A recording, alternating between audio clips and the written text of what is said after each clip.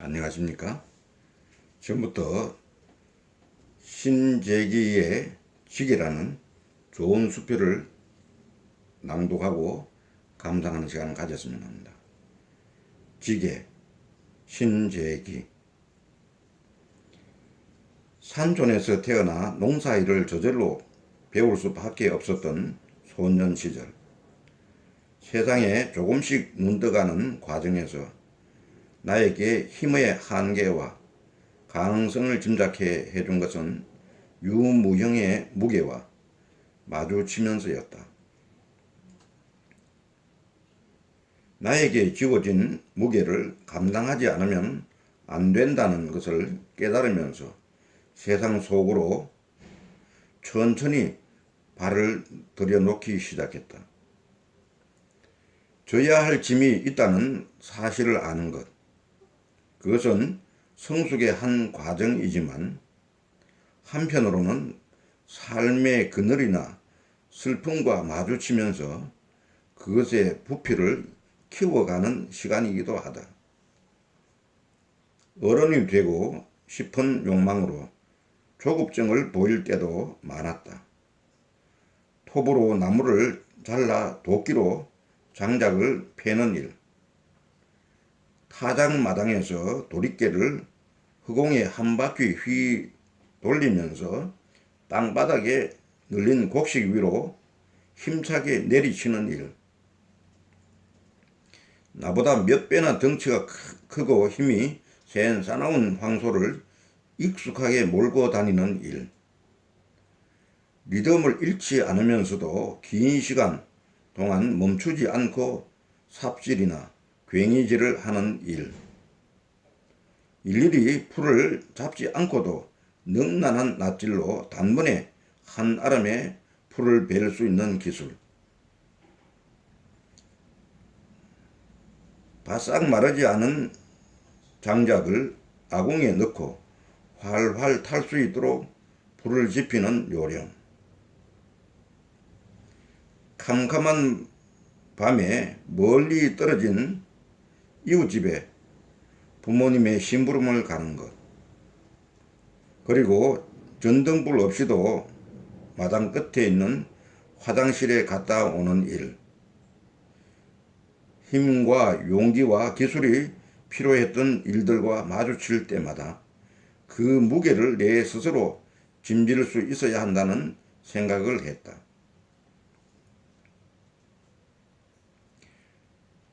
무게가 나를 압도하면 할수록 그것을 뛰어넘고자 하는 오기가 더 생겼다. 두려움 속에서도 내 힘과 의지로 그러한 무게들을 감당했을 때 적잖은 희열을 느꼈다. 그런데 어린 시절 나의 홀로서기의 상징물은 지게였다. 농촌에서 운반 도구로서 지게는 없어서 안 될 필수품이다. 어느 농가든 농사꾼의 수만큼 지게가 있기 마련이다. 여분으로 더 있는 집도 많았다. 마당으로 들어서면 담벼락이나 처마 끝에 지게가 가지런히 기대어 있다. 어떤 농부든 지게를 함부로 다루지 않는다. 자신의 몸처럼 소중히 여긴다. 엎어져 있거나 옆으로 넘어져 있는 것을 용납하지 않는다. 빈 지게의 경우 언제나 지게의 쇠고자리와 밑세장에 엇갈리게 지게 꼬리가 일정한 간격으로 깔끔하게 살이어 걸려 있고, 지게 짝대기는 지게 옆 등태 위에 똑바로 놓여 있다. 그리고 농부는 상과 들을 다니면서 지게를 걸 때 몸체로 쓸 수 있는 제목을 눈여겨 찾는다. 적당한 제목을 발견하면 잘라서 손질하여 집 뒤안이나 그늘진 응달에 말려 필요하면 언제나 지게를 걸 수 있도록 준비해 둔다. 농부는 일터로 나갈 때 항상 지게를 지고 간다. 꼭히 지고 올 물건이 없다 해도 맨몸으로 덜해가는 일이 없다. 지게는 바로 농사꾼의 몸의 한 부분이었다. 지게를 지지 않고 농사를 지을 수 없다. 농사의 출발은 지게를 지는 것에서부터 시작된다고 해도 과언이 아니다. 지게에 짐을 얹어 자유자재로 지고 다닐 수 있어야 진정한 농사꾼이 되는 것이다. 농사꾼으로서 혹은 어른으로서 인정받는 첫 관문이 자신의 지게를 소유하는 일이다. 맞춤 옷처럼 자기 몸에 딱 맞는 지게를 가지는 것은 농촌 아이들의 꿈이었고, 그런 꿈을 꾸면서 자신도 모르게 조금씩 어른이 되어 갔다. 초등학교 때 주로 하는 일 중에 하나가 들에 가서 쇠꼬를 배워오는 것이었다. 키가 작아 지게를 질 수 없을 때에는 쇠풀을 망태기에 담아서 어깨에 메고 집으로 왔다. 그럴 때마다 내 몸에 딱 맞는 지게가 있었으면 좋겠다는 생각을 했다. 그런데 무슨 이유에서인지 부모님은 내가 지게 지는 것을 탐탁하게 여기지 않는 눈치였다. 내 지게를 만들어 달라고 요청해 봤으나 아버지는 단호하면서도 짜증스러운 태도를 보이며 내 청을 받아들이지 않았다. 그 뜻을 나중에 가서야 알게 되었지만 당시로서는 이해가 가지 않았다. 또래 친구들이 자신의 지게를 지고 다니는 것이 너무나 부러웠다. 그래서 그대로 지게 되면은 목발이 땅에 다 끌릴 수밖에 없는 아버지의 지게 밀비 아랫도리를 목발 끝에 바싹 당겨 메어 밀비를 짧게 하면은 억지로 질 수 있었다.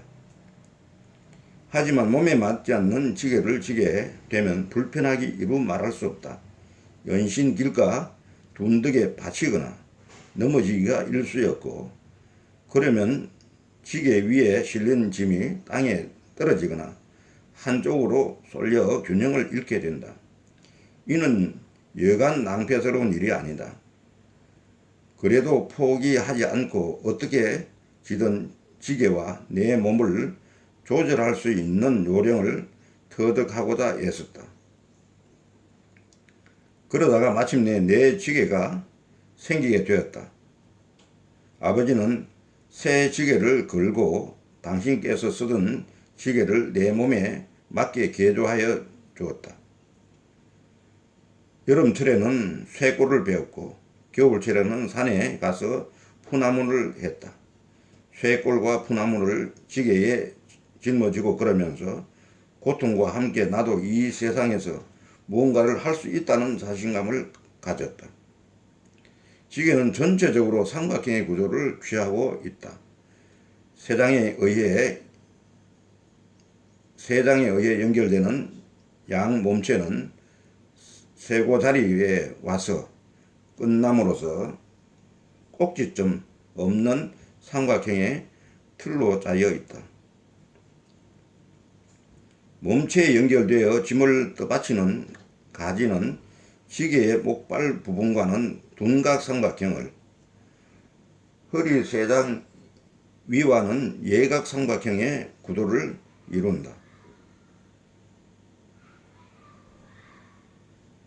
밑비 세 장에서 밑 세 장 사이에 달려있는 등태도 밑부분이 잘려나간 삼각형이다. 지게를 세우거나 무거운 짐을 지고 일었을 때 가로 쥐고 땅에 힘을 주는 데 사용되는 지게 작대기도 삼각형의 역학에 근거한다. 지게 작대기에 땅에 닿는 한쪽 끝은 뾰족하게 깎여 어떤 장소든 잘 고정될 수 있도록 만들어져 있고, 윗 세 장에 걸어서 지게 전체를 안정되게 세워주는 다른 한 끝은 가위 다리처럼 악이 진 나무로서 그 모양도 삼각형이다. 그리고 지게의 무거운 짐을 등에 지고 걸어가는 모양도 삼각형의 형상이다. 이러한 지게 구조는 역학상 사람이 무거운 짐을 지고 가기에 가장 적합하게 고안된 도구인 것 같다. 세 개의 변과 각으로 이루어진 삼각형은 매우 유동적이고 변화의 가능성이 큰 도형이다. 불안정감을 주기도 한다. 그래서 삼각형에서 필수적인 부분이 균형이다. 균형이 잘 유지되고 있는 삼각형에서는 심리적 관결성을 느낄 수 있다. 예리하게 판단할 수 있는 이지적 두뇌, 힘으로 현실적 힘을 발휘하는 육체, 전체를 통일시키는 균형 감각이 서로 얽혀 있는 것이 삼각형이다. 지게는 이러한 삼각형을 기본 구도 위에서 안정된 균형을 지향한다. 균형을 위해서는 언제나 적절한 절제가 필요하다. 산촌의 겨울, 아침 햇살이 산 꼭대기에서 내려와 마을 전체를 비출 때면 마을의 대다수 남자들은 지게를 지고 산으로 나무하러 간다. 15살의 소년에서부터 60이 넘은 노인네들까지 모두 같은 시간에 비슷한 모습으로 줄을 지어 산으로 오른다.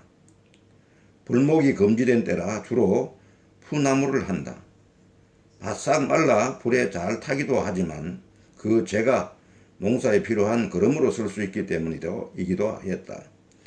겨울철 산촌 사람들은 별일 없으면 오전, 오후 하루 두 짐씩 푸나무를 하여 나무 낯가리에 쌓아두고 이듬해 봄까지 뗄 수 있도록 준비한다. 지게의 단계줄에 금방 세운 낫을 꽂고 지게 짝대기와 갈퀴를 밀비에 끼워 어깨 너머로 가지런히 넘기고 짧은 겨울 해를 생각하여 발걸음을 재촉한다. 하지만 늘 해오던 일이기에 급하게 서둘지는 않는다.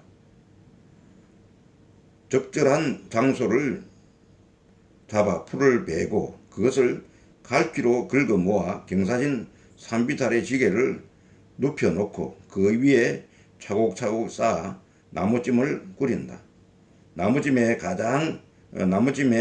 가로 양 끝은 칠거로 동줄을 메어 짐이 흐르지 않도록 하고 꼭대기 한복판에는 한 아름에 나무를 덧방으로 얹어 모양을 내고 지게 꼬리를 최대한 팽팽하게 당겨 윗세장에 묶는다. 한 손에는 쇠고자리를 다른 손에는 지게 꼬리 잡고 지게를 세워 지게 짝대기로 고인 다음 나무찜 매무새를 다듬는다. 이 과정에서 균형을 잡지 못하면 새로 짐을 꾸려야 한다. 그리고 균형과 함께 외관상 모양에도 많은 신경을 쓴다. 이는 단순한 나무짐의 수준을 초월하여 아름다운 창작품의 단계까지 도달해 있습니다. 무거운 짐을 지게에 지고 일어서는 데에도 요령이 있다. 우선 지형을 잘 이용할 줄 알아야 한다. 왼쪽 무릎을 꿇고 지게 작대기를 가로 짚은 채 힘을 주고 일어서야 하는데 순간적으로 힘을 잘 배분해야 한다. 일어서 첫 걸음을 떼는 순간 산을 내려가 집까지 도착하기가 쉽지 않을 것이라는 생각이 드는 경우가 많았다. 또래 친구들의 나무찜보다 더 커야 한다는 생각에 욕심을 부렸기 때문이다. 이럴 때는 몇 번이고 넘어져 나무찜을 고쳐 꾸려야 하는 고생이 뒤따른다. 땅이 미끄러워 가파른 경사 때문에 좁은 길가에 나뭇가지에 걸려 지게 목발이 튀어나온 바위에 부딪혀 뒤로 넘어지고 앞으로 엎어지고 그렇게 천신만고 끝에 집에 도착하면 온몸에 진이 다 빠진다. 하지만 기분은 상쾌하기 이를 데 없다. 무언가를 해냈다는 성취감 때문이었는지 모른다. 오후에 또 산으로 간다. 나는 운 좋게도 중학교부터는 대구에서 공부를 했다. 그렇지만 방학 때는 언제나 고향에 가서 농사일을 했고 겨울에는 매년 나무를 하러 산을 오르내렸다. 대학교를 졸업할 때까지 지게를 지는 것으로부터 멀리 벗어나지 못했다. 하지만 그때의 짐은 그렇게 힘들지 않았다. 언젠가는 지게를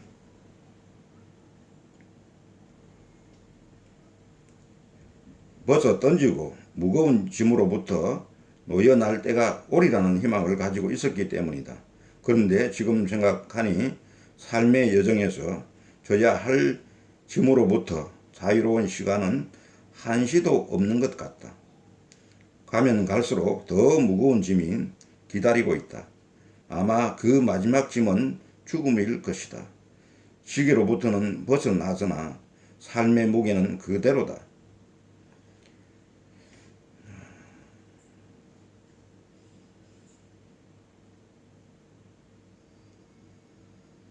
네 실제 잿마루에 차를 세웠다.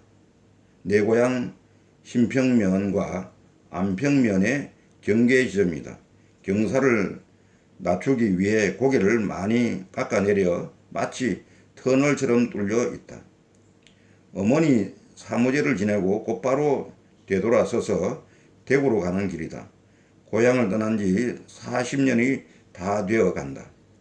수없이 이 니실제를 넘나들었지만 그날처럼 가슴을 도려내는 아픔을 느낀 적은 없었다.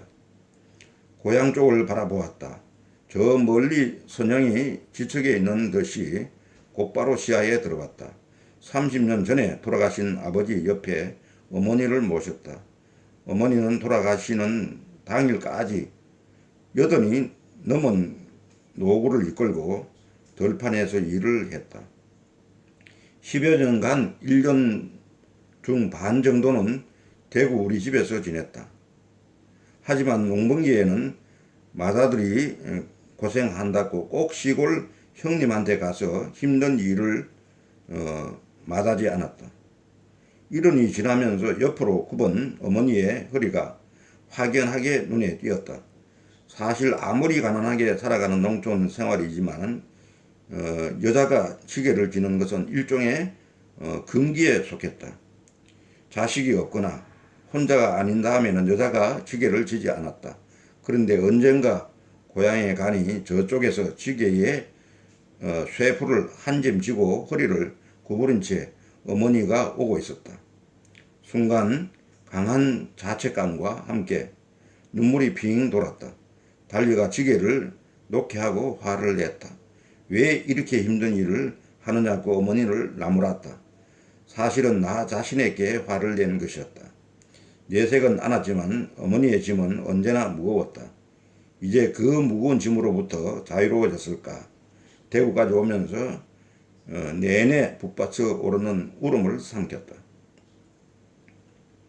고향을 지키고 있는 형님이 올봄에 옛집을 허물고 그곳에서 새집을 지었다. 집 안으로 들어서니 모든 것이 낯설게 다가왔다. 아래채 외양간이 있던 자리에는 철골로 만들어진 농기구 창고가 들어섰다. 화물 트럭과 경운기를 비롯하여 신식 농기계들이 괴물처럼 버티고 있었다. 모두 편리한 현대식 기기들이다. 하지만은 뭔가 허전하고 잃어버렸다는 느낌이 붉은 시멘트 벽돌에 머리를 부딪힌 듯 멍하게 전해왔다. 어머니의 흔적이 어느 곳에도 남아있지 않았다. 집 뒤안으로 갔다. 호미와 괭이를 비롯한 옛 농기구들이 녹슨 채 여기저기 흩어져 있었다. 그때 등태도 없고 한쪽의 밑비조차 끊어진 지게에 초라한 모습이 시야에 들어왔다. 어머니의 굽고 휘어진 허리가 겹쳐졌다. 갑자기 눈물이 와르르 쏟아졌다. 나는 그 지게를 집어들었다. 먼지와 거미줄을 제거하고 끊어진 밑비를 대충 이었다. 지게를 져보았다. 등태가 없어도 불편하지 않았다. 내 나무찜의 모습이 그런 대로 모양을 갖추어 갈 무렵 아버지는 지병을 얻게 되어 힘든 일을 하기가 어려웠다. 그 많은 부분이 어머니의 몫으로 돌아갈 수밖에 없었다. 방학 때 어머니는 나더러 여기 걱정은 말고 그만 대구로 가서 공부나 하라고 하였다. 하지만 제법 어른스러운 나무찜을 지고 오는 아들의 모습에서 작은 위안을 얻었으리라. 어머니가 내 지게 위에 오르는 듯 하더니 홀홀 춤을 추면서 허공으로 사라졌다. 말하면 한여름 따가운 햇볕이 내리쬐는다. 갑자기 무거운 짐이 나를 누른다. 등 뒤에서 땀이 주르르 흘러내린다. 그것은 눈물이었다. 내 강의를 수강하는 학생들에게 도덕적인 관점을 앞세워 인생에 대해 뭔가 이야기를 할 때면 언제나 그 시작은 삶은 무엇인가라는 아주 상투적인 화두에서 출발한다. 이럴 경우 종종 삶의 진정한 의미나 가치가 어떤 모습으로든 뚜렷하게 정제되어 있다는 착각에 빠지고 만다.